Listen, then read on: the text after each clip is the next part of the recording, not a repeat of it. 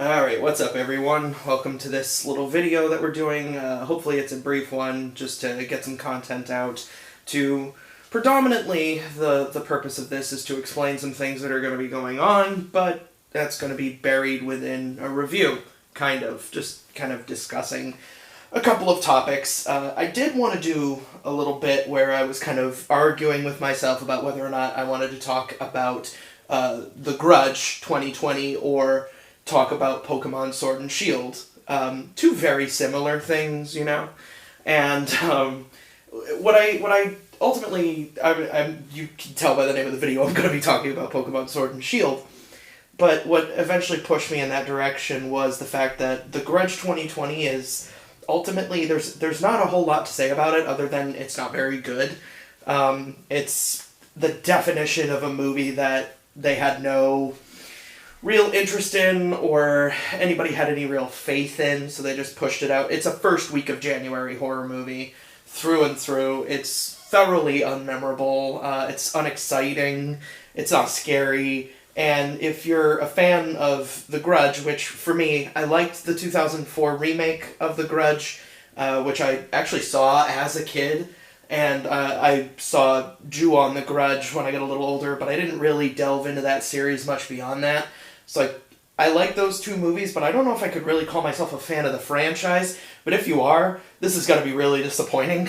And for me, the one thing that stood out, I had the theater to myself, and I think I spent most of it on my phone just because I was so bored. One thing that did actually stand out was I've always liked the Grudge noise, that little guttural. I've always liked that. Like, it's always sounded creepy to me, and I've always thought it was like a really cool, like, specific element of that franchise that makes it stand out. But in this movie, it stood out in that it sounded really odd. Like, it didn't sound like a guttural noise that somebody's throat would make. It sounded like somebody going, ugh. Wouldn't that be a scary movie? Like, you're in a haunted house, you think something's chasing you, and all you hear is, oh. I guess it's a different kind of horror. But I am going to be talking about Sword and Shield briefly, and what really pushed me in the direction to talk about it was the fact that this morning they announced new expansion passes for Sword and Shield, that they have different Pokemon for each one. It's going to be like two new segments of the game. One is, I think it's called the something armor and the Crown Tundra. You know how much I pay attention. I'm looking forward to the one that they do after that, Pokemon the Taken King. But I did want to talk about Sword and Shield because I did just beat it the other day, and I want to say that it is, of the mainline Pokemon games, of all the games in the franchise, I think it's the best one they've ever done. And when I first started to think along those lines, as I was playing it, there was a little voice in the back of my head, and it said, how dare you, you traitor. The only correct answers to what is the best mainline Pokemon game is red, blue, gold, silver, and that's it. And so, yeah, there is that element of blind nostalgia that makes people like some of the games more than others, but I have to believe that with 20 plus years of innovation, we've gotten to a point where the game is just so much easier to play now. And I don't mean in the sense that this is a game for children, and I've been playing it for 2 decades, so I get it, I got a leg up. But it is easy, yes. If you're smart about it, you'll just blow everyone away the entire game. I had no trouble with any... Even the final battle of the story, where you face off against Hop, and he has a legendary Pokemon in his team that are... and all his guys are level 70. Even that fight, I one-hitted most of his Pokemon. Okay? But that's because I am more familiar with type coverage, and so, like, I think a little kid is going to struggle with that fight. A little kid would struggle with that fight, I think. But what I'm really talking about when I say that the game is easier... Excuse me. Need to wet my whistle.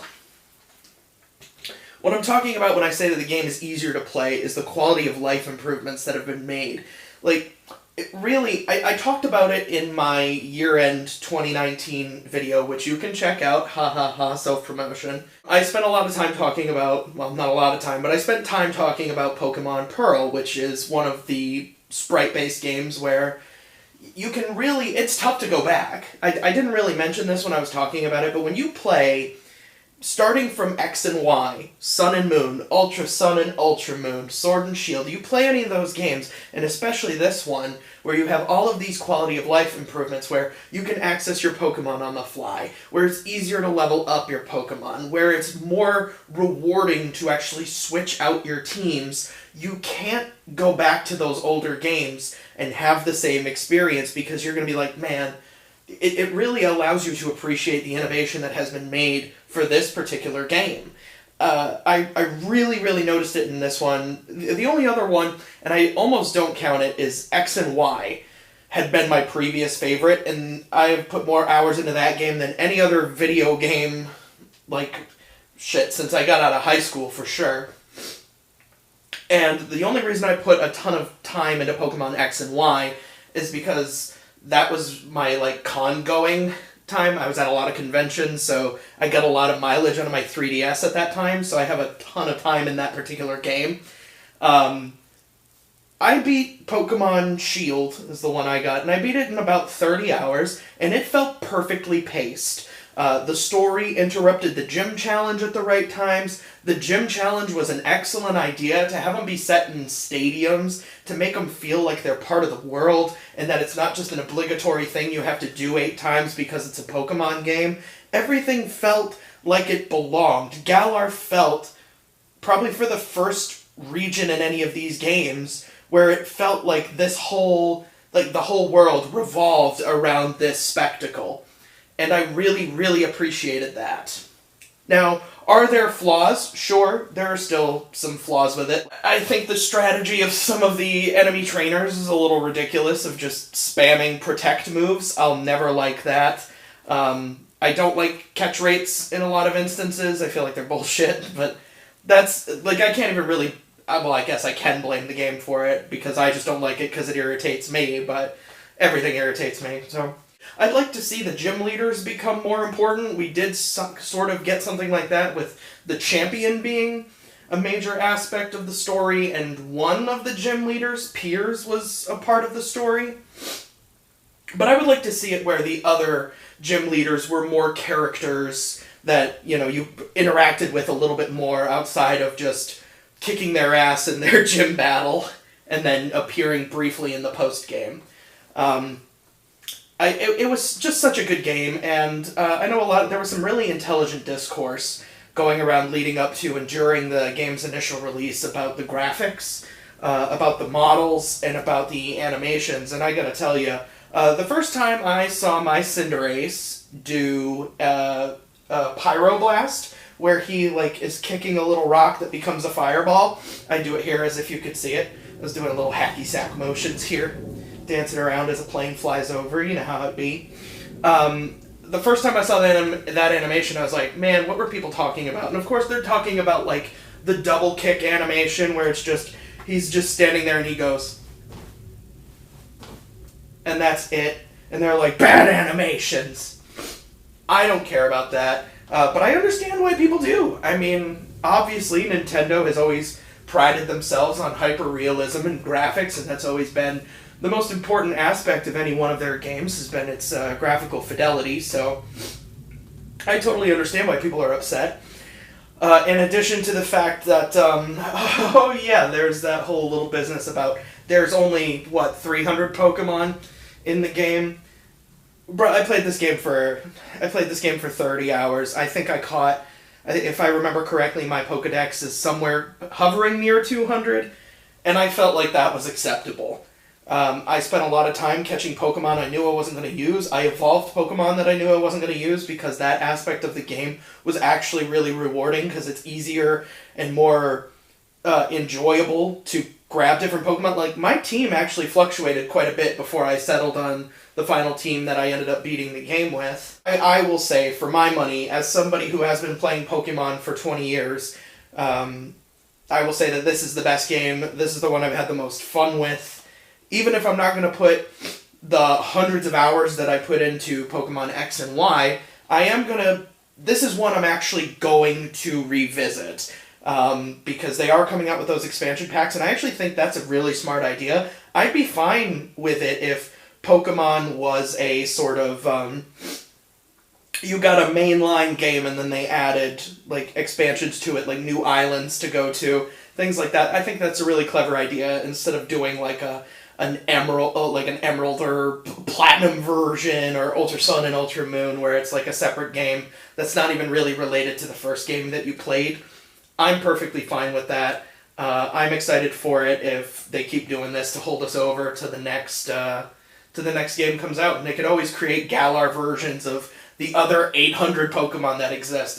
I think that's a clever little way to do things. Basically, it's a paint skin, but I'm perfectly fine with it. And I hope that the next Pokemon game, like if they do smaller little side stories with like maybe more focused with a smaller team, so that way the main team working on, you know, the next actual game in the franchise can give it a more healthy development cycle of maybe 3 or 4 years, so that the next game that we get is that much better, has that much more improvements, maybe has other things that fans have been asking for a long time. Maybe they can actually work that kind of stuff in. So that's all I wanted to say. Again, I think I ended up going for a little longer than I would have wanted, because now is the fun part.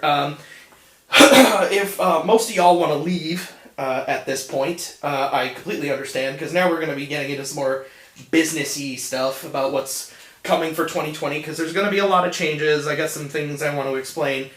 So if you want to head out now, because you just wanted to hear me talk about Pokemon for a little bit, it's perfectly fine. I don't begrudge you that. If you did like the Pokemon discussion, please like the video, subscribe to the channel, join my Patreon.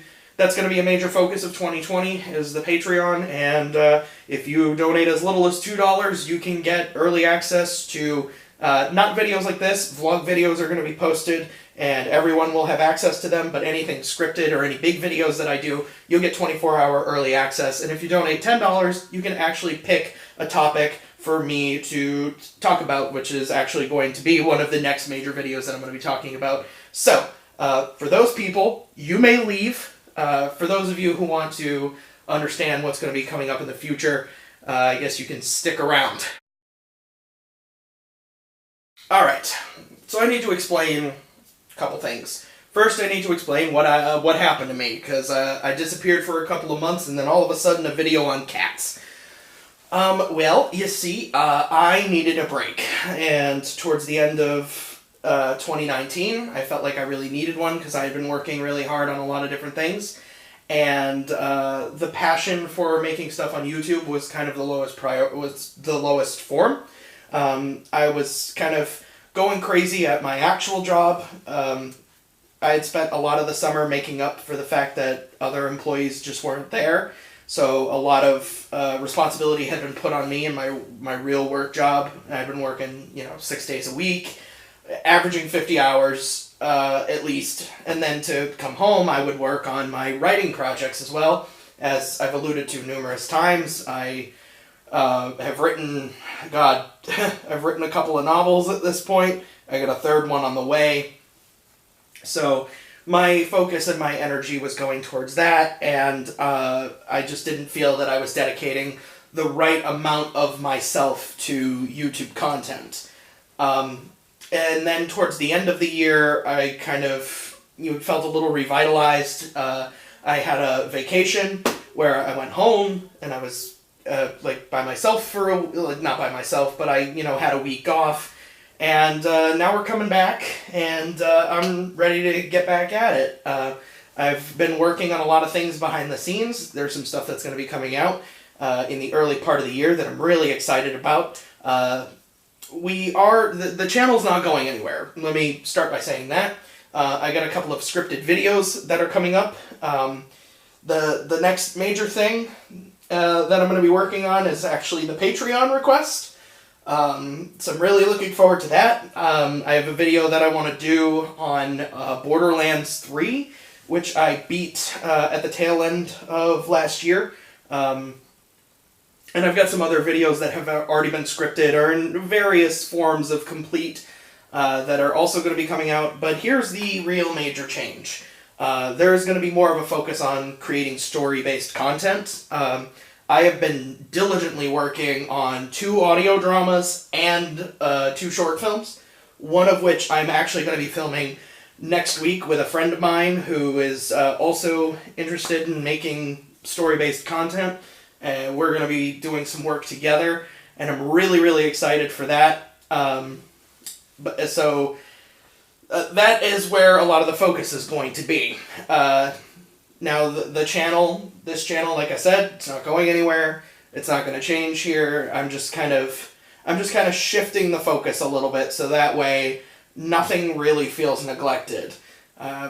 It's going to be a lot of work. But I'm up for the task, I'm up for the challenge, I'm really excited for it, and I hope you guys enjoy everything I got coming out. I'm not going to give any hard release dates for anything yet, but just suffice it to say that I'll be posting these little vlogs, because I still go to the movies a lot, and I still watch different things, and of course anybody who donates $10 on Patreon, you can request something for me to talk about as well, and that will be given, Patreons will always be given priority. So, yeah, I think I said what I wanted to say. Hopefully I said it well.